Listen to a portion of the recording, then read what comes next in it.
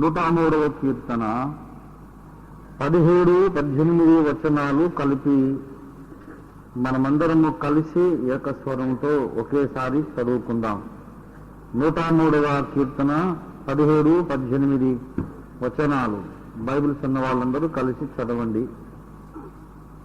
Let us start. ఆయన నిబంధనను గైకొనుచు ఆయన కట్టడలను అనుసరించి నడుచుకుని వారి మీద, యెహోవా యందు భయభక్తులు గల వారి మీద ఆయన కృప యుగయుగములు నిలుచును. ఆయన నీతి వారికి పిల్ల పిల్లతనమున నిలుచును. దేవునికి స్తోత్రం. హల్లెలూయా. ప్రభునందు నాకు అత్యంత ప్రియులారా, చదవబడినటువంటి లేఖన భాగములో ఒక ప్రత్యేకమైన మాట ఉన్నది. దాని మీదకి మన దృష్టిని ఈ దినము ఆకర్షించాలని పరిశుద్ధాత్మ దేవుడు కోరుతూ ఉన్నారు. ఆ ప్రత్యేకమైన మాట ఏదనగా, ఆయన నీతి. 103వ కీర్తన 18వ వచనములో దేవుడు చేసే మేళ్లను గూర్చినటువంటి వివరణలో, దేవుడు చేస్తున్న మేళ్ల యొక్క పట్టీలో, ఆ లిస్టులో ఇదొక మేలుగా చెప్పబడింది. దేవుడు ఎన్నెన్నో మేళ్లు మనకు చేస్తాడు. యెహోవా చేసిన ఉపకారములలో దేనిని మరొకము.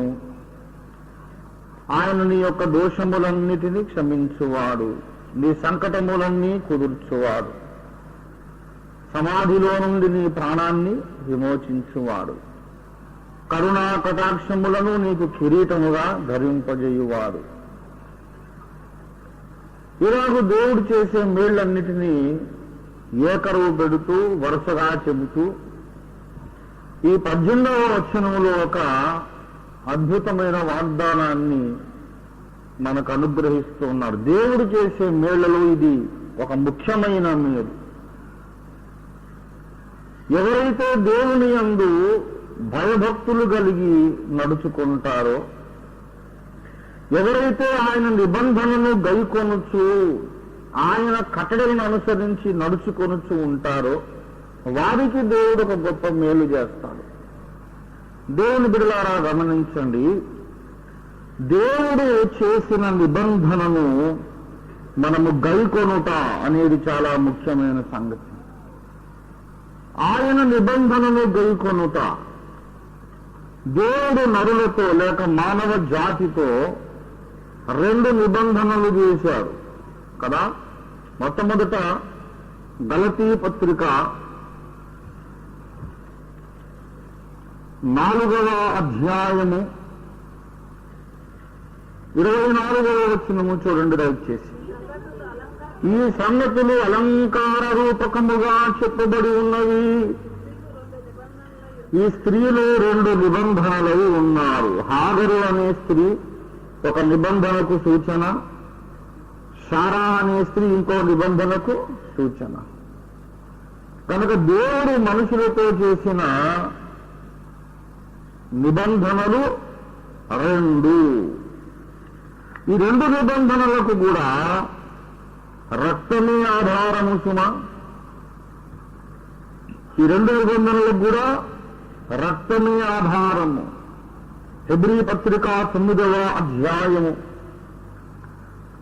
19 లేక 18వ వచనం మాత్రం చదివినా చాలు. 18 నుండి చదవండి. ఇందుచేత మొదటి నిబంధన కూడా రక్తము లేకుండా ప్రతిష్ఠింపబడలేదు. ధర్మశాస్త్ర ప్రకారము మోషే ప్రతి ఆజ్ఞను ప్రజలతో చెప్పిన తర్వాత ఆయన నీళ్లతోనూ రక్తవర్ణము గల గొర్రెబొచ్చుతోనూ హిస్సోపుతోనూ కోడెల యొక్క మేకల యొక్క రక్తమును తీసుకొని దేవుడు నీ కొరకు విధించిన నిబంధన రక్తమిదే అని చెప్పుచు గ్రంథము మీదను ప్రజలందరి మీదను ప్రోక్షించను. దేవుడు మీ కొరకు విధించిన నిబంధన రక్తం ఇదే అని చెప్పుచు ఆ రక్తమును ప్రోక్షించాడు. మరి ఏ రక్తం అని చెప్పారు అక్కడ? కోడెల యొక్కయు మేకల యొక్కయు రక్తమును తీసుకొని ఉందా లేదా మీ బైబిల్లో? నన్నట్లు బాగా చూడండి, బైబిల్లో చూడండి, ఉందా లేదా? బైబిల్లో ఏమనుంది? కోడెల యొక్కయు మేకల యొక్కయు రక్తాన్ని తీసుకొని ఏమన్నాడు మోషే ఏమన్నాడు? దేవుడు మీ కొరకు చిందించిన నిబంధన రక్తము ఇదే. అంటే ఇప్పుడు కోడెల రక్తమును మేకల రక్తమును ఏం రక్తం చేశాడు ఆయన? నిబంధన రక్తము అని దానికి నామకరణం చేశాడు. రెండవ నిబంధన కూడా రక్తము లేకుండా ప్రతిష్ఠించబడలేదు. మత్తయి సువార్త 26వ అధ్యాయము 28వ వచనము చూడండి దయచేసి. ఇది నా రక్తము అనగా పాప క్షమాపణ నిమిత్తము అనేకుల కొరకు చిందించబడుచున్న నిబంధన రక్తము, యేసునాథుని సొంత రక్తము. మానవ జాతితో దేవుడు 2 నిబంధనలు చేశాడు.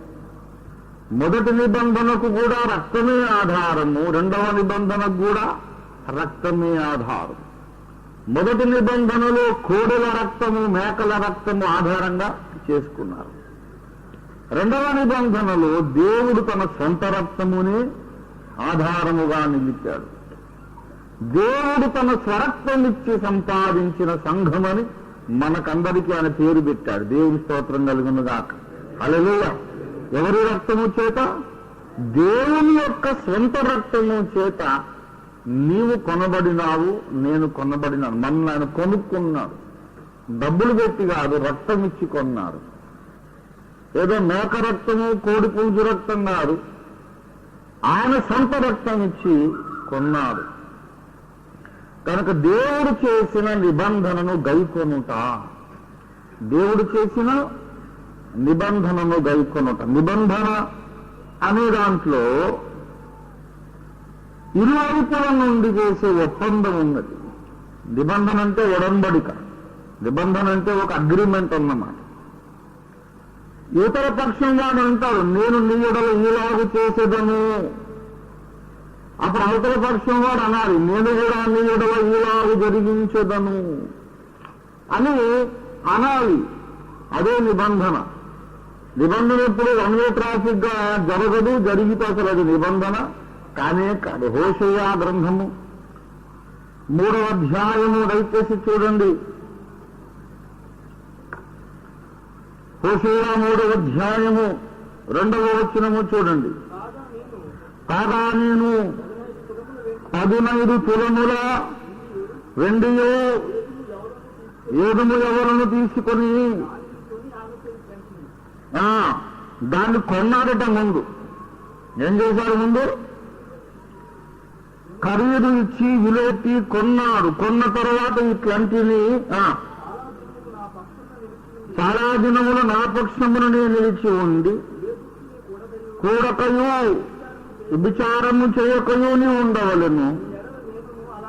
నీ ఎడల నేనును అలాగుండు, నీవు నా ఎడల ఇలాగుండవలను, నేనును నీ ఎడల అలాగు. That is covenant. One sided గా ఉండేది కవర్నెంట్ కాదు.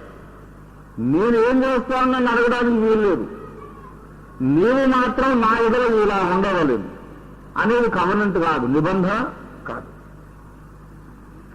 నేను నీ ఎడల నమ్మకముగా ఉండేదను, నీవును నా ఎడల అలాగూ ఉండుము.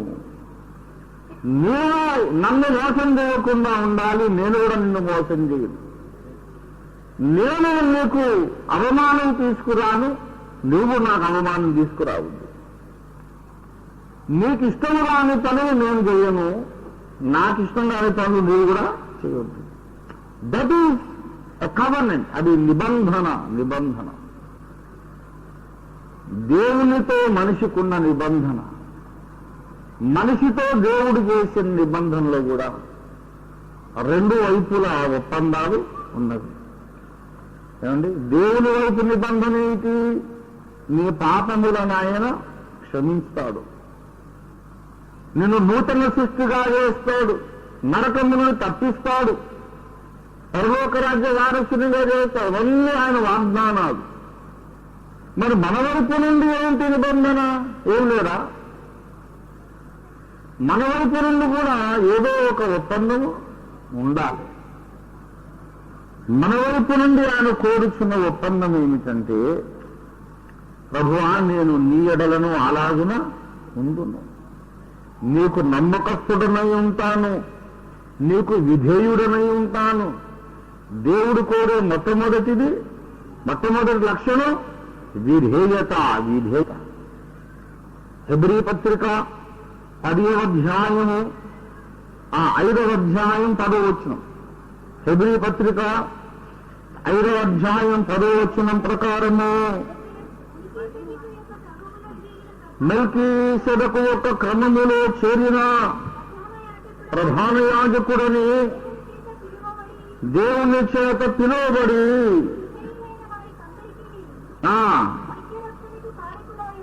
నిత్య రక్షణకు కారకుడాయను. ఎవరికి నిత్య రక్షణకు కారకుడాయన? ఏమండి? తనకు విధేయులైన వారికి ఆయన నిత్య రక్షణను దయచేసేవాడై ఉన్నాడు. దేవుడు కోరేది ప్రప్రథమ లక్షణం ఏమిటంటే విధేయత. విధేయులైన వారికే నిత్య రక్షణ, విధేయులైన వారికి పరిశుద్ధాత్మాభిషేకము, విధేయులైన వారికే పరలోక ప్రవేశము. ఈ 3 విధేయుల కోసమా అపొస్తలుల కార్యాలు 5వ అధ్యాయము 32వ వచనం కూడా చూడండి దయచేసి. 5:32. నేనులో దేవుడు తనకు విధేయులైన వారికి అనుగ్రహించిన పరిశుద్ధాత్మయు. దేవునికి స్తోత్రము. పరిశుద్ధాత్మను ఎవరికి అనుగ్రహించాడు ఆయన? అయ్యా, తనకు విధేయులైన వారికి మాత్రమే పరిశుద్ధాత్మనిచ్చాడు. దేవుడు కోరేది ఇంప్లిసిట్ ఒబీడియన్స్. మనుషులమైన మనము అసంపూర్ణ జ్ఞానము కలిగిన వారము. అయినా మనకు ఇతరులు లోబడాలని మన డిమాండ్. మనకుండే డ్యూటేటలు ఇవన్నీ సంపూర్ణమైనవి కాదు. నేను ఒకసారి రైల్వే రిజర్వేషన్ కొరకు వెళ్ళవయ్యా, బస్సులో వెళ్ళలేను, నాకు కష్టము,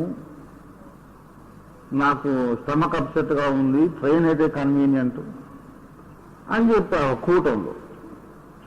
సరే అన్న అని చెప్పి నేను పంపిస్తానన్న. తర్వాత 5 నిమిషాలకు ఒకసారి అడుగుతున్నాను, వెళ్ళారా రిజర్వేషన్ కొరకు? వెళ్ళారా అంటే పంపించినామన్నా. పంపించినావా? అదే అంత నమ్మకం లేదన్నా. పంపించినామన్నా. 5 నిమిషాలకు ఒకసారి. రోజంతా గడిచింది, ట్రైన్ ఎక్కే టైం అయింది, టికెట్ ఏది అనంటే వాడు ఒకడు పోయి ఇంకోడు చెప్పి ఆఖరికి ఒకడు లేదు దొరకలేదంట అన్నా, దొరకలేదంట, టికెట్స్ లేవంట, బెర్తులు లేవంట. నాకు ఈ ముఖాలు చూసి అనుమానం వచ్చింది. అసలు ఆ కౌంటర్ దగ్గర పోయినోడేవాడు తీసుకా అంటే ఎవడో భాస్కర్ రావు అని చెప్పి. అది ఎవరో ఏది భాస్కర్ రావు అంటే ఏది? మనిషా భూతమా?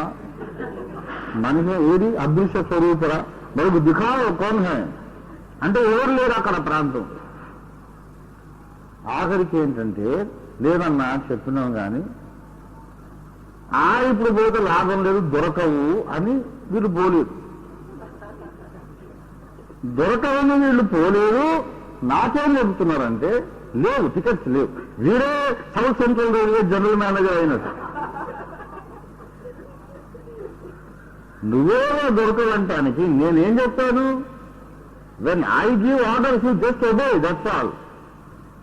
నేను లీడరా? నేను చెప్పినట్టు చేయాలి. నువ్వు ఎప్పుడు ఫాలోవరు? నిప్పులో దూకంటే దూకాలి అక్కడ అంతే. అప్పుడు నేను నాయకుడిని, నువ్వు నా శిష్యుడు. నీ బోర్డు తెలియంటే నువ్వు బాగా ఉంటదేమో. దేవుడు నాకు వాగ్దానం చేశాడు, దేవుడు నాకు ప్రేరేపణించాడు. నా కొరకు ఎవడో ఒకడు రిజర్వేషన్ క్యాన్సిల్ చేసుకుంటాడు. నా కోసం ఏదో జరుగుతుంది, కొత్త భోగి వేస్తారు. నువ్వు పోవాలి కదా. అది ఉండకపోని మీరు వెళ్ళి అక్కడికి వెళ్ళి నిలబడి అది ఆ రిక్వెజిషన్ ఫామ్ ఫిల్అప్ చేసి ఇచ్చిన తర్వాత సీట్లు లేకపోతే నీ తప్పు కాదు. కానీ వెళ్ళమన్నప్పుడు వెళ్ళలేదు, మళ్ళీ నాకు అబద్ధాలు చెప్తున్నావు. ఏమని లేవని టికెట్స్ లేవన్నా, లేదు వీరే క్లర్క్ అయినట్టు, వీరే రిజర్వేషన్ క్లర్క్ అయినట్టు.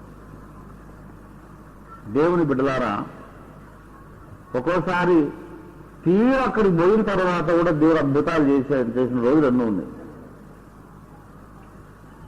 ఒకసారి అప్పట్లో క్రిస్టోఫర్ అనేవాడు ఉంటుండేవాడు మంచి గుంటూరులో. నేను అర్జెంట్ గుంటూరు నుంచి హైదరాబాద్కి రావాలి, నాకేమో బాగా ఒళ్ళు నొప్పులు, జ్వరము బాగలేదు. ఆయన గుంట గ్రౌండ్లో మాట్లాడి మళ్ళీ రావాలి. రిజర్వేషన్ కావాలంటే పొద్దున్న ఇటువంటి ఒకటి ఉండి చేయలేదు, నెగ్లెక్ట్ చేశాను. అదే ఎట్లా క్రిస్టోఫర్ నువ్వు పోతారో, నాకు ఒళ్ళు నొప్పులు ఉంది కదా, నేను ఎట్లా ప్రయాణం చేయాలి, అక్కడ వెళ్ళి మళ్ళీ ఉదయం వాక్యం చెప్పాలి. మీరేముంది కూటమి పడుకుంటారు, నేను పడుకోలేను, మళ్ళీ ఇంకో కూటమి మాట్లాడాలి, వెళ్ళు అనంటే వెళ్ళారు. తీరా అతను ముందుకు వచ్చేసరికి అతనికంటే ముందున్న లైన్లో ముందున్న వాడు వచ్చేసరికి అయిపోయింది.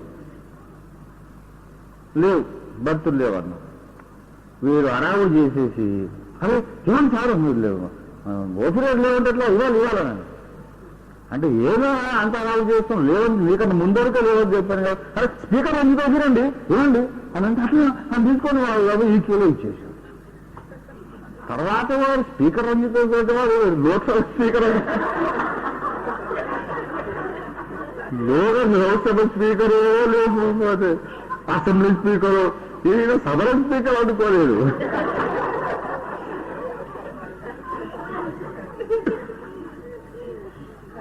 అరే నేను రొమ్మన్నప్పుడు పోవాలి, దేవుడు ఒక అద్భుతం తప్పక చేస్తాడు. దేవుడు నా కొరకు ఎన్నో అద్భుతాలు, రోజు కొన్ని అద్భుతాలు ఆయన చేస్తున్నాను. నాకు తెలుసు దేవునితో నడుస్తున్నాను కనుక. వీడి బోర్డు తిరిగి నువ్వు నిలబడమనంటే ఉండవులే అని ఊహించుకొని ఎవరు పోతావు, ఒళ్ళు బద్ధకం అన్నమాట.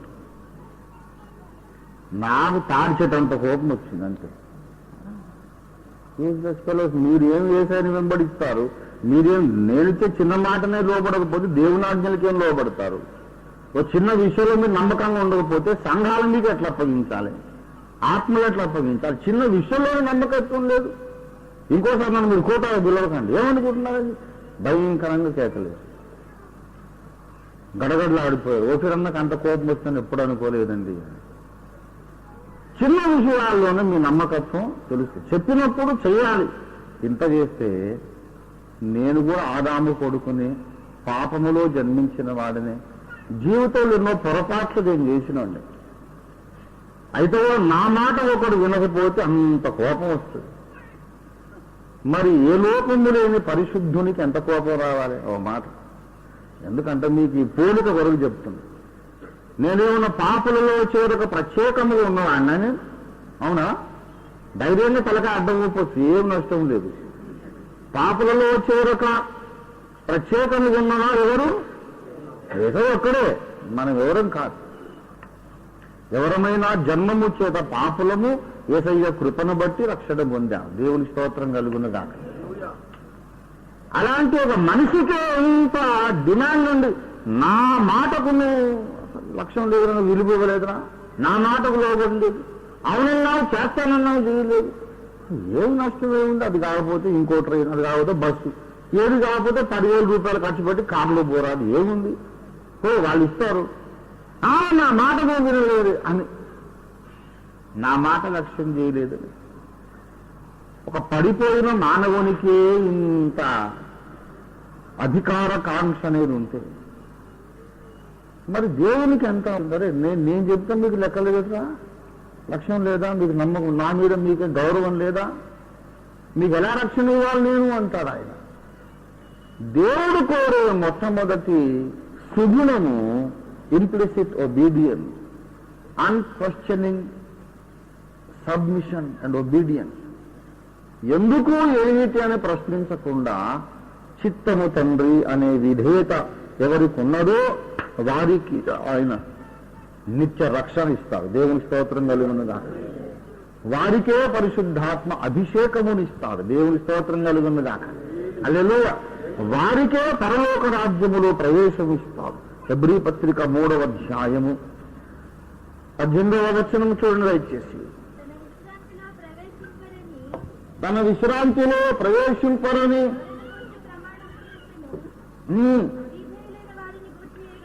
తన విశ్రాంతిలో ప్రవేశించరని దేవుడు ఎవరిని గూర్చి ప్రమాణము చేసెను? అవిధేయులైన వారిని గూర్చి కదా. చాలు చాలు. ఎందువలన వాళ్ళు దేవుని విశ్రాంతిలో ప్రవేశించలేకపోయారు? ఎందువలన? అవిధేయత వలన. కనుక దేవుని విశ్రాంతిలో ఎవరు ప్రవేశించగలరు చెప్పండి? ఏమండి? ఎవరు ప్రవేశించగలరు అంటే విధేయులే ప్రవేశించగలరు. విధేయులకే నిత్యరక్షణ, విధేయులకే పరిశుద్ధాత్మ అభిషేకము, విధేయులకే విశ్రాంతి లోపల ప్రవేశము. మొదటి నుండి దేవుడు కోరేది ఇదేనన్నమాట. దేవుని వైపు నుండి అన్ని ఇస్తాడు ఆయన.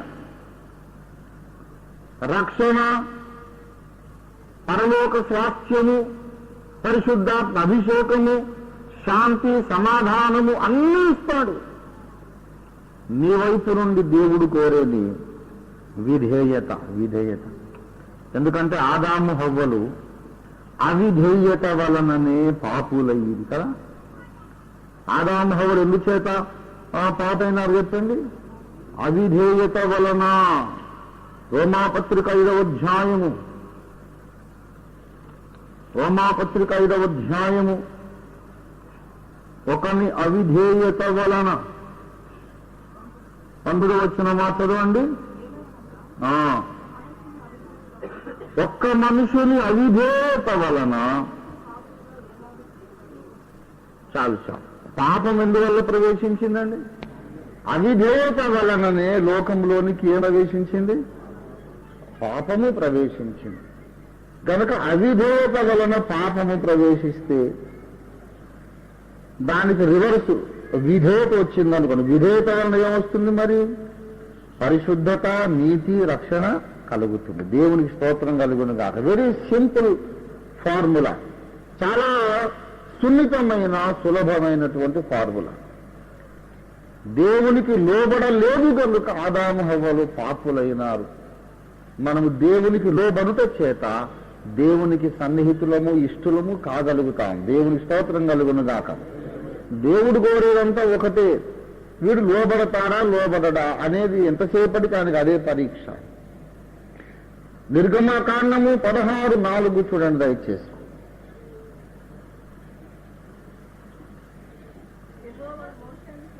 యెహోవా మోషేను చూచి,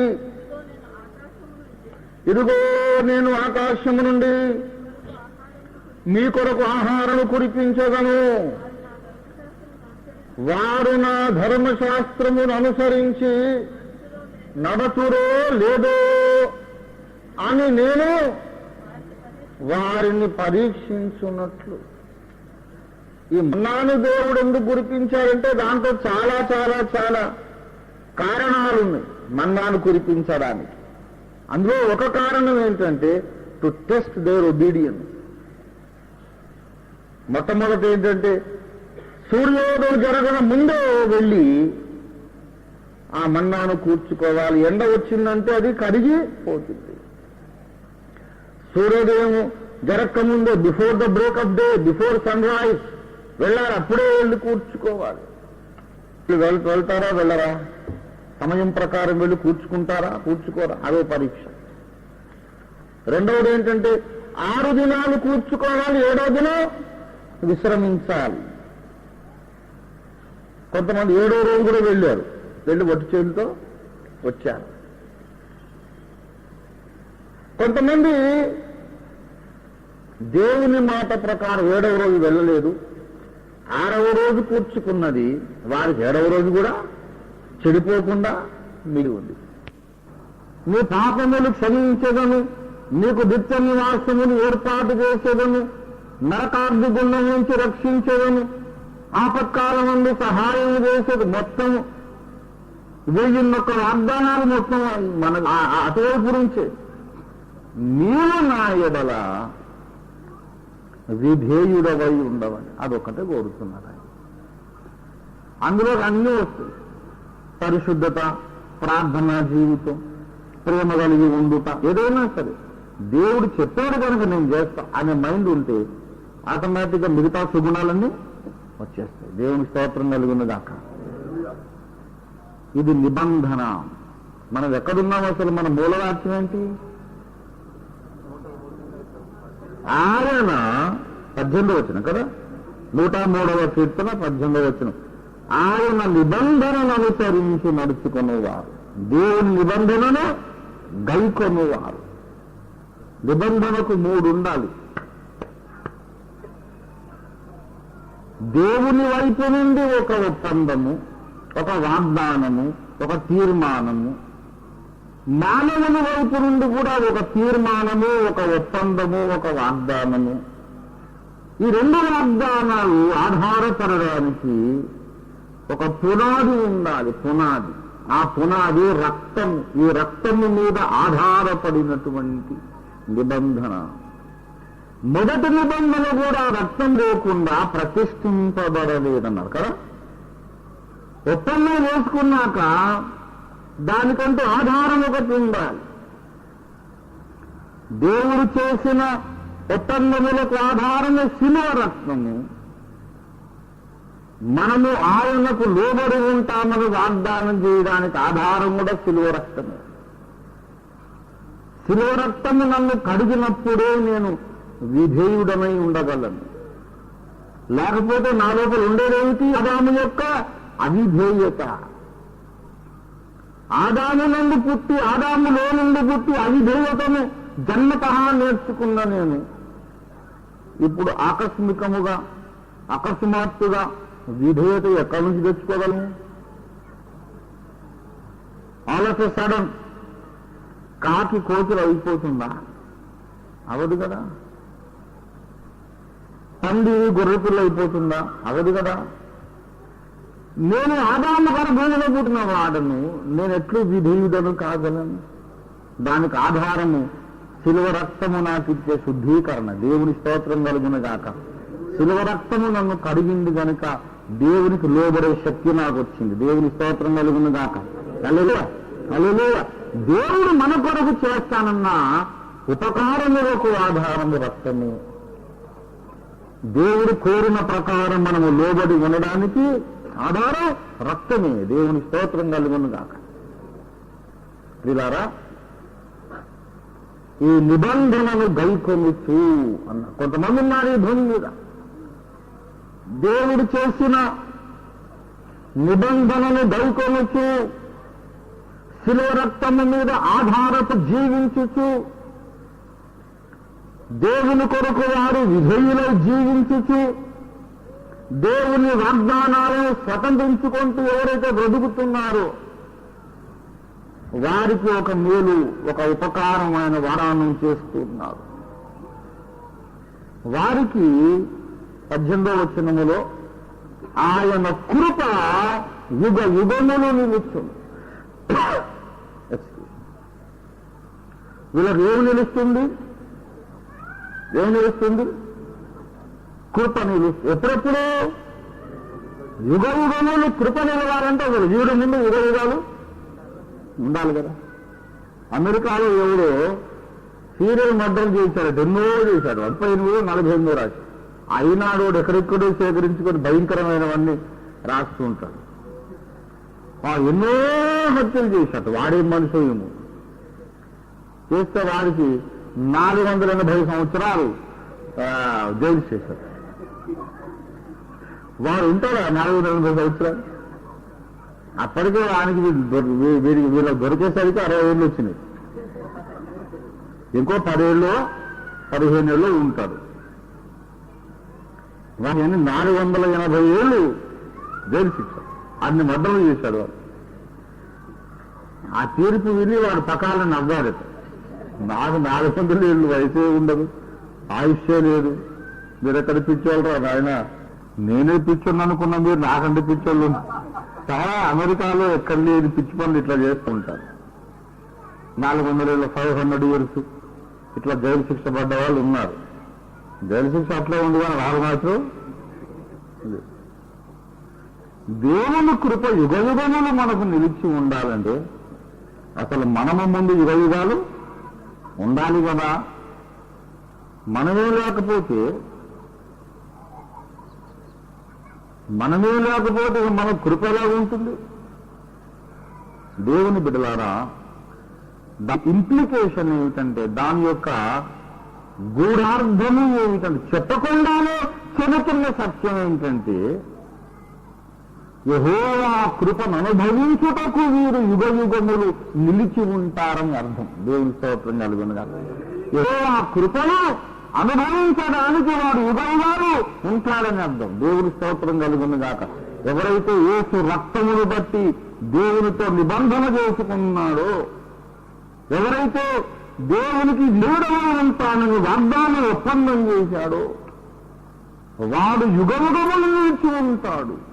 దేవుని కృపలో ఆనందిస్తూ, దేవుని కృపను అనుభవిస్తూ వాడు ధన్యుడై భాగ్యశాలిగా యుగయుగాలు దేవుని స్తోత్రం కలుగునుగాక.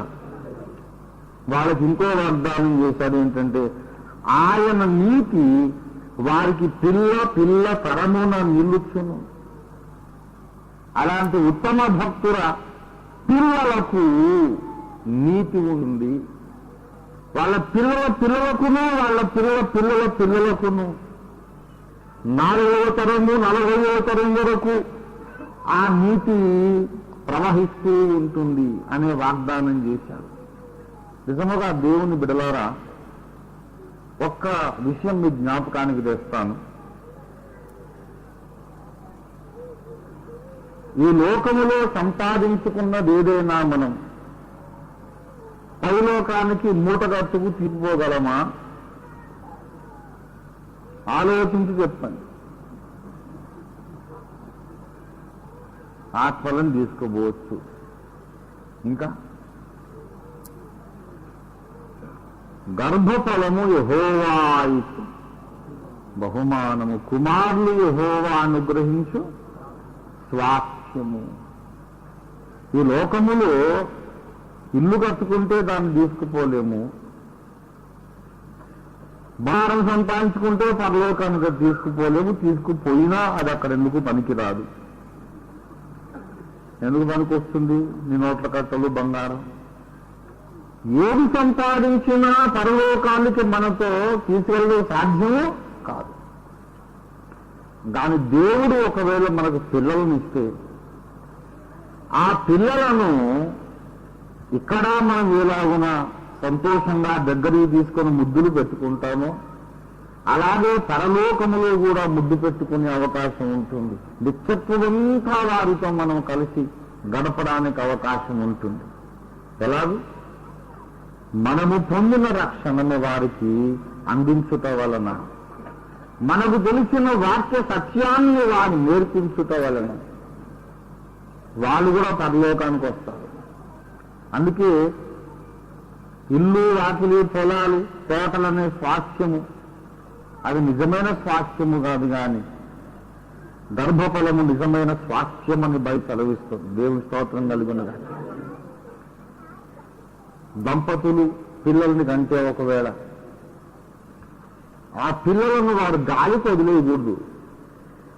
బాల్యమందే వారు నడవలసిన త్రోవను నేర్పాలి. దేవుని స్తోత్రం కలుగునగా. పిల్లలు ముద్దే, అందరికీ ముద్దే. ఎవరెవరి పిల్లలో నాకు ముద్దు. మరి సొంత పిల్లలు ముద్దు కాదా? ఏమండి, చాలా ముద్దు వస్తారు, ముద్దు పెట్టుకుంటాం, గారాబం చేస్తాం. ఒక్కోసారి వాడు అనకూడని మాటలు అంటాడు, చేయకూడని పనులు లేదు. అప్పుడు భయం పెట్టాలి. బెత్తము వాడని వాడు తన కుమారునికి విరోధి అన్నాడు. నేను ఇంత పెద్దోడినైనా నాకు ఇప్పటికీ మా అమ్మ నాన్న గుర్తొస్తే కొంచెం బాబు అనిపిస్తుంది నాకు. అదిలో చిన్నప్పుడు ఆ భయం పెట్టేశారన్న. మళ్ళీ క్రూరులు కాల్చుమా, ఓ ఆ కొండంత ప్రేమ, ఆకాశం అంత ప్రేమ. కానీ అమ్మ గుర్తుకు రాగానే, నాన్న గుర్తుకు రాగానే కొంచెం హృదయంలో ఒక మూలన జల్లుమంటూ అమ్మో అనిపిస్తుంది. ఆ భయం ఎప్పుడు కొట్టలేదు, రక్తాలు వచ్చేటట్టు, వాసలు తక్కువ ఎప్పుడు కొట్టలేదు. ఎప్పుడు ఒక్క దెబ్బ కొట్టి అమ్మనండి జీవితంలో. ఎవరో ఫ్రెండ్ చెడ్డ మాట తెచ్చాడు, అమ్మవాడు ఇలాగ అన్నారని పోయి చెప్తే చెంప బదిలింది అప్పుడే. అదే వాడంటాడంటే నన్ను కొడతావేంటమ్మా, వాడు ఆ దేవుడు కాబట్టి తిట్టాడు నన్ను అని అంటున్నాను. మళ్ళీ కొట్టు రేరా అదే నేనండి అమ్మ. అరే మళ్ళీ వాడంతా అన్నాడు పనికి మాలినోడు, వాడన్నాడని నువ్వు మళ్ళీ ఆ అపవిత్రమైన మాట నా కొడుకు నోట్లు నేను వినాల్సిందిగా పంపాను. ఇంకోసారి ఆ మాట అన్నామంట మరి ఎలా చెప్పాలి? వాడు అన్నాడు కదా, చెడ్డ మాట అన్నాడమ్మా అని చెప్పలేవు. చాలు చెడ్డ మాటలు తిరుగుతున్నాడు ఇంకా నాకు ఆ వివరం అక్కర్లేదు. ఆయన అటువంటి స్నేహం ఎందుకు చేసేవరా? ఇంకోసారి వాటితో ఆడుకున్నామంటే పంటాను నిన్నని. అది ఒక్కటే సందర్భం, అమ్మ నన్ను కొట్టిన సందర్భం, ఇంకెప్పుడు కొట్టలేదు. ఆమెకు ఇష్టమైన తిట్టు దున్నతో తిడతాను. అలా అంటే కూడా ఎంతమ్మగా ప్రేమగా తిడుతుందంటే మళ్ళీ ఒకసారి తిడితే బాగుండి అనిపించేది. అలా తిట్టినప్పుడు కళ్ళ నిండా ప్రేమే, మొహం నిండా ప్రేమే, చాలా ప్రేమ కలిగింది మనిషి. దేశమంతా నా కుటుంబమే అనుకున్నాం. నన్ను ఎందుకు హింసారు? హింసించిన వాళ్ళు కాదు, కానీ ఆ భయం అనేది ఏ తల్లిదండ్రులైనా పిల్లల్ని పెంచేవాళ్ళు ఎవరైనా బాల్యం నుండి ఉగ్గుపాలతోనే అమ్మంటే నాన్నంటే భయం అనేది నేర్పించాలి. లేకపోతే పెద్దవాళ్ళైనాక విచారించి ప్రయోజనం లేదు.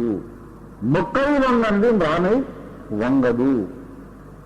పెద్దవాళ్ళైపోయి వాళ్ళు మీసాలు గడ్డాలు వచ్చేసాక చీరలు కట్టుకున్నాక ప్రార్థన చేయండి మా అమ్మాయి కొరకు మా అబ్బాయి కొరకు, మా మాట అస్సలు వింటం లేదు అంటే నువ్వు అసలు దేవుడి మాట విన్నావా?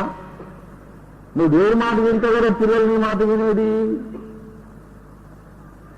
మనం దేవుడి మాట వినాలి. పిల్లలు అనేవాళ్ళు మనకు దేవుడిచ్చిన అద్భుత స్వాస్థ్యము, దాన్ని సరిగా కాపాడుకునే దాన్ని మనం పరలోకంలో కూడా ఆ సంతాన సౌఖ్యమును ఆనందించవచ్చు. దేవుని స్తోత్రం కలుగునుగా. హల్లెలూయా. పిల్ల తరమున వారికి ఏమి నిలుస్తుంది? నీతి నీతి నీతి నిలుస్తుంది. అయితే ఇక్కడ అంశం ఏమిటనగా యెహోవా నీతి నిలుచును. ఏమి నీతి నిలుచును? చదవండి మళ్ళీ 103వ కీర్తన 103వ కీర్తన 18వ వచనం చూడండి దయచేసి.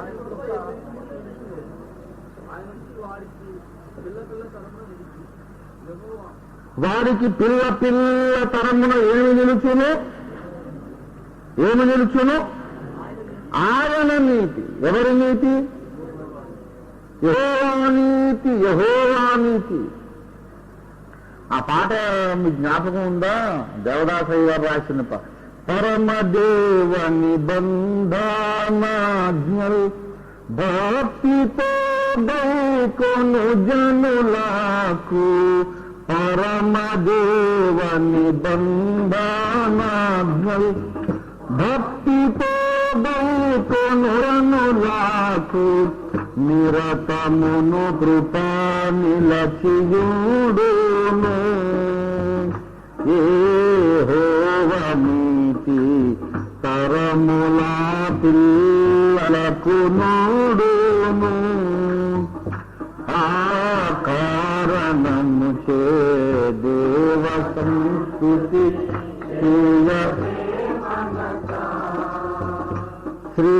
శ్రీమంతుడగు యెహోవా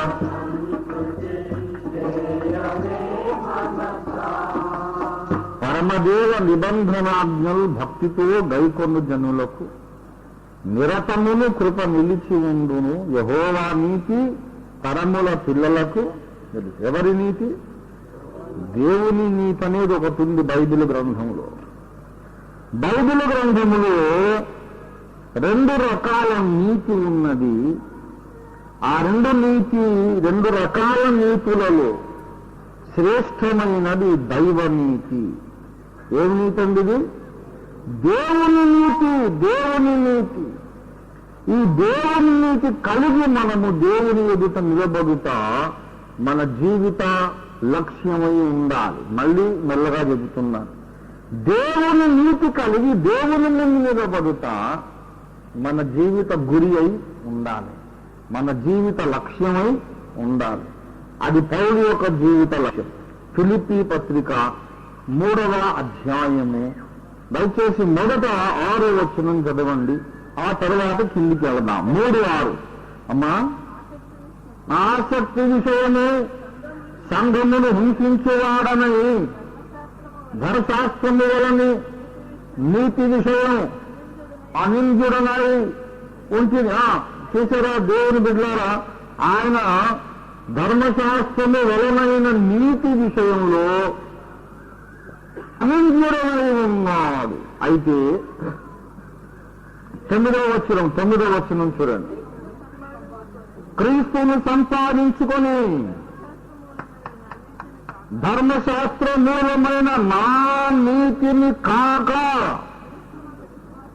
క్రీస్తునందలి విశ్వాసము వల్లనైన నీతి అనగా విశ్వాసమును బట్టి దేవుడు అనుగ్రహించు నీతి గలవాడని ఆయన అగుపడు నిమిత్తము నేను సమస్తమును పెంటగాను నష్టముగాను ఎంచుకొనుచున్నానన్నాడు. దేవుని బిడలారా, స్వనీతికి దేవుని నీతికి భేదము వ్యత్యాసము తెలుసుకోనంత వరకు మనము సంపూర్ణము కాలేము, సంపూర్ణ సిద్ధి వైపు ఒక అడుగైనా వేయలేదు. మళ్ళీ చెబుతున్నా ఈ స్టేట్మెంట్. మన స్వనీతికి దేవుని నీతికి మధ్య భేదము మనం తెలుసుకోనంత కాలం సంపూర్ణం కాలేము, సంపూర్ణ సిద్ధి వైపు ఒక అడుగైనా వేయలేము. దేవుని యొక్క నీ నీతి ఎందుకు పనికిరాదు? మనం ఎవరైనా నీతిమంతులుగా ఒకరు బ్రతికి ఉంటే మనందరికన్నా నీతిగా పౌలు బ్రతికాడు. దేవుని వాక్య ప్రకారమే నేను ఉండాలి, ఉంటాను, తప్పకుండా ఉంటానని నిష్ఠ ఎవరికైనా ఉంటే అది మనందరికంటే ఎక్కువ పౌలుకున్నది ఆ నిష్ఠ. పౌలు కంటే మనం గొప్ప నిష్ఠాగరిష్ఠులు అనేది కాదు. పౌలు అంటాడు, నేను ధర్మశాస్త్ర విషయములో నేను అనింద్యుడను. అనింద్యుడు అంటే ఎవరూ నిందించడానికి అవకాశమే లేని బ్రతుకు పౌలు బ్రతికాడు. అయితే ఆ నీతిని చెప్పకుండా పెంట కింద అవతల వారేశాడు. ఈ నీతి పనికిరాదు. దేవుని ఎదుట నేను యోగ్యుడిగా నిలవడానికి ఈ నీతి నాకు చాలదు, పనికిరాదు. దీనికంటే శ్రేష్టమైనటువంటి నీతి నాకు కావాలి. దేవుని నీతి, దేవుని నీతి, దేవుని నీతి తీసుకొని వచ్చి నా మీద ఆయన కప్పాడన్నమాట, నీ మీద కప్పాడన్నమాట. దేవుని నీతి పౌలు మీద కప్పాడు. మీకు నేను ఒక ఉదాహరణ చెప్తాను, గమనించండి, బాగా వినండి. నేను అడిగిన కొంతమందికి విచిత్రమైన జబ్బు వచ్చింది. ఒంటి నిండా కురుపులు, రక్తము రసి చీమారుతా ఉంటుంది. ఎందుకు అలా వచ్చిందని ఇప్పుడు నేను చెప్పను. అది దేవుడే తీర్పని అనుకోండి. కొన్ని రకాల అక్రమాలు చేశారు, దేవుని డబ్బు అన్యాయంగా మింగి చేసి, చాలా తప్పులు చేసి, దొంగ లెక్కలు రాసి. నాకు తెలిసిన ఒక బిషప్ గారికి అయితే, మెథడిస్ట్ చర్చ్లో బిషప్ గారు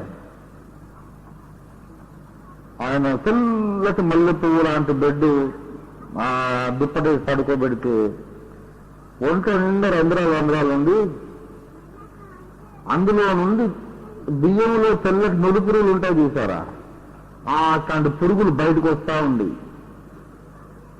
బిషప్ గారిని అక్కడ పడుకోబెడితే ఒక అరగంట బోయాకు వస్తే ఆయన కిందంతా పురుగులుండి ఆయన అటు ఇటు దొర్లించి పైకి లేపేసి ఆ దుప్పట్లో ఉన్న పురుగులా ఉంది పెంట కుప్ప మీద పారేసి కొత్త దుప్పటేసి మళ్ళీ పడుకోబెడితే ఒక గంట అయ్యాక మళ్ళీ అన్ని పురుగులు ఆయన లోపలికి వస్తా ఉండేది.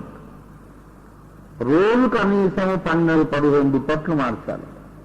అట్లా అవి ఆధునిక సంఘ చరిత్రలో దేవుని డబ్బును అన్యాయంగా మింగిన వాళ్ళ సంగతులు చాలా మేము చూసాం. భయం నాకు. అందుకే నా డబ్బు వలన తినని తోలు కానీ దేవుని డబ్బు మాత్రం నేను తినొద్దు. కష్టపడి నేను దేవుని కొరకు పెట్టాలి తప్ప దేవుని పైసా నేను మింగి దొంగ లెక్కలు రాసి అబద్ధాలు మాత్రం చేయొద్దు అనే ఒక భయము నాకుంది దేవుని ద్వారా. అందుకే నేను జనరల్గా ఆర్గనైజేషనల్ సొమ్ము కొరకు వెళ్ళని కారణం అదే. నా ఆత్మీయ బిడ్డలు ఇండియాలో ఉన్నారు, అమెరికాలో కూడా ఉన్నారు. దశంభాగాలు పంపమని సేవ చేస్తాం అంతే తప్ప ఈ దొంగ వేషాలు, దొంగ ఫోటోలు, దొంగ లెక్కలు రాస్తే ఫైర్ దేవుడు ఒకడు ఉన్నాడు. అది కూడా చెప్తాది టైం వచ్చింది కనుక. ఏం జరిగిందంటే ఈయన అమెరికాకు పోయి ఆ రోజులలో అంటే 35 సంవత్సరాల కింద నా చిన్నతనములో లక్షలాది రూపాయలు తెచ్చారు. అప్పట్లో లక్షలంటే అప్పుడు ₹1,00,000 ఎవరికి లేవు. ఒక 1 lakh ఉంటే వాడు గ్రేట్ మ్యాన్ అన్నమాట, లక్షాధికారి. అది ఇప్పుడు లక్షాధికారి కానోడు ఒక ఆటో కొంటే ₹1,00,000 పైన ఉన్నది కదా. కనుక ఆ రోజుల్లో 1,00,000 అంటే చాలా ఎక్కువ, 10,000 అంటే చాలా ఎక్కువ. ఆ రోజుల్లో లక్షల కొద్ది రూపాయలు తెచ్చుకొని మేము చర్చి కట్టిస్తున్నాము, అనాథ శరణాలయమని అది తెచ్చి మొత్తం మింగేశారు డబ్బుల్ని. ఒక 3 సంవత్సరాలు అయ్యాక ఆ మిషనరీస్ వచ్చారు ఇండియా, హైదరాబాద్కి వచ్చారు. వచ్చి ఏదయ్యా నువ్వు కట్టించిన చర్చి ఎక్కడ, అనాథ శరణాలయం ఎక్కడ అంటే ఎక్కడో ఊరు బయటికి వాళ్ళని తీసుకొని పోయి అక్కడ పారుగడ్డ భూమి అంతా పశువుల కొట్ట, చిన్నంత పేడ, పశువుల మూత్రం అదంతా కనబడుతుంది. ఊరికే 4-5 కొయ్యలు బొంగులు, వెదురు బొంగులు పాతి వెదురు తడకల మీద కట్టిన ఒక చిన్న షెడ్ చూపెడుతున్నాను. ₹1,00,000 తెచ్చి ఇదే నేను కట్టించిన చర్చ. అంత స్పాట్ నిలబడి ఆ మిషనరీ బొటబొటబొట కన్నీళ్లు కాచి ఏడ్చాడు. ఏడ్చి బ్రదర్ దేవుడే నీకు తీర్పు తీరుస్తాను, నేను దేవుడికి అప్పచెప్తున్నా అని వెళ్ళి విమానానికి వెళ్ళిపోయాడు. ఒక 3 నెలల తర్వాత ఆయనకు ఈ పురుగులు వచ్చే వ్యాధి వచ్చిందని. ఇది వాస్తవిక చరిత్ర. ఆయన పేరు, ఊరు, అడ్రస్ మొత్తం నేను చెప్పరు. ప్రసంగంలో ఇది మంచిది కాదు కనుక నేను చెప్పడం లేదు. సభా మర్యాద అనేది ఒకటి ఉంది కదా. చెడు చెప్పేటప్పుడు మనుషుల పేర్లు చెప్పొద్దు, మంచి లక్షణాలు చెప్తే మాత్రం చెప్పాలి. ఇది ప్రసంగికులందరూ నేర్చుకోవాలి. ప్రార్థనాపరుడు డేవిడ్ బ్రైనర్డ్, ప్రార్థనాపరుడు జాన్ హైడ్, భక్త సింగ్ గారు అని చెప్పొచ్చు. ఏదన్నా అదే భక్తుల్లో ఒక బలహీనత నాకు తెలుసు అనుకో, పేర్లు చెప్పకుండానే చెప్పాలి. అది సంగతి. మంచిది ఏదేమైనా సరే ఈ మాటకు చెప్పానంటే ఇలాంటి విచిత్రమైన వ్యాధులు కొన్ని ఉన్నాయి. కొంతమందికి ఒళ్ళంతా కురుపులు వచ్చేసి దాంట్లో నుంచి చీము, నెత్తురు అంతా వస్తుంది. అలాంటి వాళ్ళు ఒకడు ఉన్నవాడు. ఒకడెందుకున్నాడు, మనుషులందరూ అటువంటి వాళ్ళే. అధికారం నుండి నడినెత్తి వరకు ఒళ్ళంతా వానికి ఏముంది, కురుపులు, స్వస్థత కొంచెమైనను లేదు అని యెషయా అభివర్ణించాడు. ఆదాము గర్భమున పుట్టిన ప్రతి మానవుడు కూడా ఒళ్ళంతా పుండ్లు, రసి, చీము కారుతున్నవాడే. యెషయా గ్రంథము 1వ అధ్యాయం 6వ వచనం చదవండి దయచేసి. అరకాల మొదలుకొని నెత్తి వరకును తల వరకును స్వస్థత కొంచెమైనను లేదు. ఎక్కడ చూసినా గాయములు, దెబ్బలు, పచ్చి పుండ్లు, అవి పిండబడలేదు, కట్టబడలేదు. ఇప్పుడు ఈ పిక్చర్ మీకు మీ మైండ్కి వచ్చింది కదా. ఒక మనిషి ఉన్నాడు, దాని ఒంటి నిండా ఏమున్నాయి, పుండ్లు. వాడిని తెల్లటి వస్త్రం కప్పామనుకోండి, ఏమవుతుంది చెప్పండి, ఏమవుద్ది? ఆ రసి, చీము, నెత్తురం మళ్ళీ దానికి కూడా అంటే మరకలుగా తయారవుతుంది. ఆ బట్ట తీసేసి మళ్ళీ కొత్త బట్ట కట్టామనుకోండి, మళ్ళీ అది కూడా ఏమవుతుంది, అది కూడా ఆ నెత్తురు, చీముతో మరొక అసహ్యంగా తయారవుతుంది. దీనికి మళ్ళీ కొత్త ఫ్రెష్ మల్లె పువ్వు లాంటి తెల్లని బట్ట మళ్ళీ కప్పండి, మళ్ళీ వ్యవహారం. ఎన్ని బట్టలు కప్పినా శరీరములో నుండి చీము నెత్తురు కారుతుంది కనుక కప్పిన ప్రతి బట్ట కూడా ఏమవుతుంది? మురికి అయిపోతుంది. మన నీతి క్రియలన్నీ మురికి గుడ్డలు కావడానికి కారణం ఇది. మన స్వభావమే చెడ్డది, మన స్వభావమే అపవిత్రం, మన స్వభావమే చెడిపోయినటువంటిది. మన హృదయాలోచనలన్నీ బాల్యము నుండి ఎల్లప్పుడూ కేవలము చెడ్డది. స్వభావమే చెడ్డది కనుక నువ్వు చేసే ప్రతి నీతి క్రియకు నీ అపవిత్ర స్వభావం అంటుతోంది. పుణ్యకార్యాలు చేస్తావు, దాన ధర్మాలు చేస్తున్నావు, జన్మముతో నీకంటిన పాపం పోయి ఆ వస్త్రాలకు తగులుకొని ఆ తెల్లటి నీతి కార్యాలు కూడా మళ్ళీ మురికైపోతావు. అందుకే పౌలు అన్నాడు, ధర్మశాస్త్రము వలని నీతి విషయములు అనంగులను నన్ను వేరెత్తి చూపే మనగాడెవడు లేడు అన్న తరువాత, అయినను దేవుని ఎదుటికి వెళ్ళినప్పుడు నా నీతిని బట్టి కాక యేసు క్రీస్తునందు దేవుడు అనుగ్రహించే దైవనీతి కలిగిన వాడనై ఆయన ఎదుట అగపడు నిమిత్తము నేను ప్రయాసపడుచున్నాడు. స్వనీతి వేరు, దైవనీతి వేరు. మానవ నీతి వేరు, దైవనీతి వేరు. ఇది తెలుసుకునే దాకా మన క్రిస్టియన్ లైఫే మొదలు కాలేదు. ఇంకా మన సొంత క్రియల వలన మనము ఉన్నది అనుకుంటున్న నీతి వేరు. యోబు ఒక మాట అన్నాడు, నా నీతిని నేను వదలక పట్టుకొని. 27వ అధ్యాయం 6వ వచనం చూడండి, నా నీతిని విడువక నేను గట్టిగా పట్టుకొందును. ఏమండి, ఆ రోజుల్లో భక్తులకు వాళ్ళకి తెలిసిందంటే నా నీతిని వదలక నేను గట్టిగా పట్టుకొందును. మరి పౌలు పట్టుకున్నాడా నాకు చెప్పండి? ఏమండి, పౌలు పట్టుకున్నాడా? అదే నా నీతి కాదు పిచ్చోడా, ఇంతకంటే శ్రేష్టమైనటువంటి నీతి క్రీస్తునందు నాకు అనుగ్రహించబడింది, ఆ నీతిని పట్టుకుంటానన్నాడు. దేవుని స్తోత్రం కలుగుంది కాదు. ఆ రోజుల్లో ఎలీఫజు యోబు గ్రంథము 4వ అధ్యాయం యోబు 4:6 అదిగో నీ భక్తి నీకు ధైర్యము పుట్టించదా, నీ యథార్థ ప్రవర్తన నీ నిరీక్షణకు ఆధారము కాదా? అంటే నేను చాలా భక్తిగా ఉన్నాను కనుక దేవుని ముందు నాకు ధైర్యం ఉంది, యథార్థముగా ఉన్నాను కనుక నాకు నిరీక్షణ కలుగుతుంది. ఇదంతా దేని మీద ఆధారపడడం? స్వనీతి. నీ స్వనీతి దేవుని ముందు అసలు ఒక్క దమ్మిడి విలువ లేదు. 3 రూపాయలు ఇక్కడ ఇస్తే ఛాయ్ పోస్తాడు. 3 రూపాయలు ఛాయ్ ఇక్కడ సెంటర్. అమెరికా పోయి 3 రూపాయలు ఇస్తారు, వాడు ఛాయ్ పోయాడు. గెట్ అవుట్ అంటే ఇక్కడ 3 రూపాయలు ఇక్కడ అమెరికా పోతేనే చెల్లవు కదా. కువైట్ పోయినాం అనుకో, ఎంత? 150 రూపాయలా? 150 రూపాయలు ఒక కువైట్ దీనారు. ఇండియా రూపాయలు 150. వాళ్ళు 1 రూపాయి ఇస్తే మన దేశంలో 150 రూపాయలు. నువ్వు కువైట్లో పోయి ఏమన్నా ఇండియాకు 10 రూపీస్ ఇస్తా వస్తావా అని అంటే వాళ్ళు పాగలైతారు. 10 రూపాయలు అంటే వాళ్ళ దృష్టికి ఎంత? అది ఏదో 2-3 పైసలా? నీ పైసలు అమెరికా పోతేనే చెల్లవు, కువైట్ పోతేనే చెల్లవు, మరి నీ నీతి పరలోకానికి పోతే చెల్లుతుందా? అది నేను అంటున్నా. నీవేదో నీతిమంతుడు అని లోకం మెచ్చుకోవచ్చు, నీవేదో నీతిమంతుడు అని నీ చుట్టూన్న మనుషులు మెచ్చుకోవచ్చు. కానీ పరలోక రాజ్యంలోకి వెళ్ళిన తర్వాత కువైట్కి పోయి 3 రూపాయలు ఇచ్చినట్టే ఉంటుంది.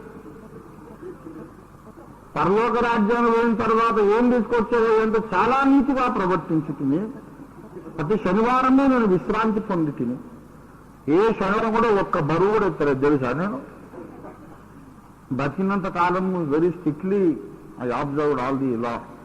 అంటే దేవదూతలను పిచ్చోడు చేసినట్టు చూస్తారు. ఎవడికి కావాలా నీతి? ఆ సింహాసనం మీద ఉన్న వాని యొక్క నీతిని నీవు కప్పుకోవాలి. దేవుని స్తోత్రం కలిగి ఉన్నది. హల్లెలూయా, హల్లెలూయా. గనుక ప్రియులారా, మన ఆశ దాని మీద ఉండాలి. మీరు ఒక మాట నన్ను అడగొచ్చు, మరైతే నీతిగా బ్రతికి ప్రయత్నము చేయొద్దా అని మీరు అడగొచ్చు. నేనొక విషయం మీకు చెప్తున్నాను, మీరు ప్రయత్నము చేయనక్కడ లేకుండానే నీతి ప్రవర్తన మీకు వచ్చేస్తుంది. దేవుని స్తోత్రం కలిగి ఉన్నదా. మీరు ప్రయత్నము చేసినంత కాలం నీతి మీకు రానే రాదు.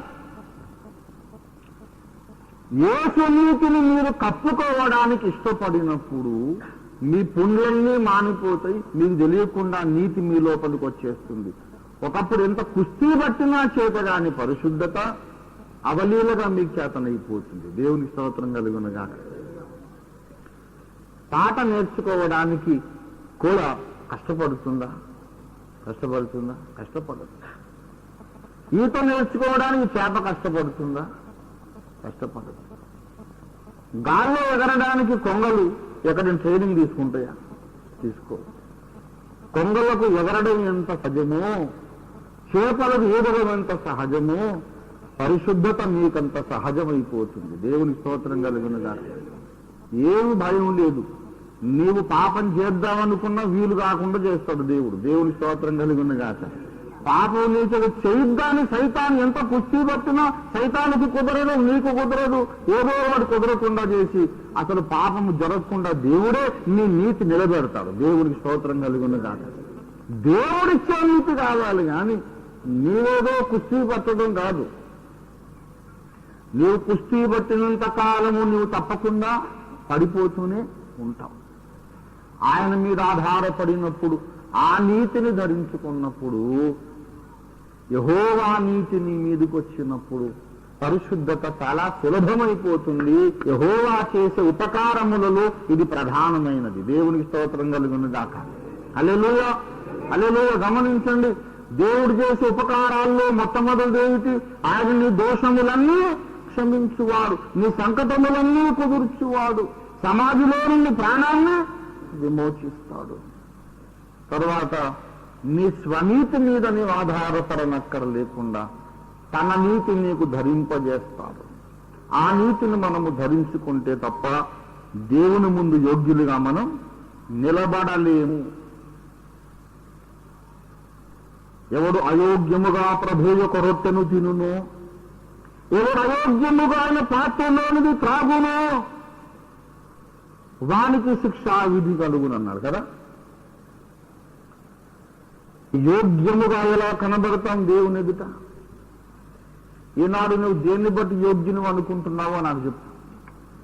దేన్ని బట్టి నీవు యోగ్యుడివి? దేన్ని బట్టి నీవు యోగ్యుడివి? నీ నీతిని బట్టా, దేవుని నీతిని బట్టా, ఎవరిని బట్టి, ఎవరి ప్రయాసను బట్టి, దేని మీద ఆధారపడి నీవు నీతిమంతుని అనుకుంటున్నావు? That makes a difference. నీ మైండ్లో ఉన్నటువంటి ఆలోచన ఏంటో దాన్ని బట్టి దేవుని ముందుకు హోదా దొరుకుతుంది. ఏమనుకొని వస్తున్నావు దేవుని దగ్గరికి? నేను చాలా మంచివాడిని, చాలా మంచిదాన్ని, నాకు తెలిసి నేనేం తప్పు చేయలేదు కనుక నేను యోగ్యుని అనుకొని వస్తున్నావా? అలాగా అనుకోగలిగితే మనందరికంటే ఎక్కువ పౌరుడు అనుకోవాలి కదా. నేను ఎరిగి ఏ తప్పు చేయలేదు అని మనందరికంటే ముందు పౌలు అనుకోవాలి. కానీ నా సొంత నీతిని గాక దేవుడు అనుగ్రహించి నీతి కలిగి నేను ఆయన ముందు కనబడతానంటున్నాడు. మనం ఇప్పుడు కూడా ప్రభు బల్ల ముందు అలాగే కనబడదాం. దేవుని నీతి ధరించుకొని మనం వద్దాం. అప్పుడే మనకు అతి ఉన్నత క్షేమాభివృద్ధి కలుగుతుంది. దేవుడు మనకు అటువంటి నీతి వస్త్రము ధరింపచేయును గాక. ప్రార్థన చేసుకో.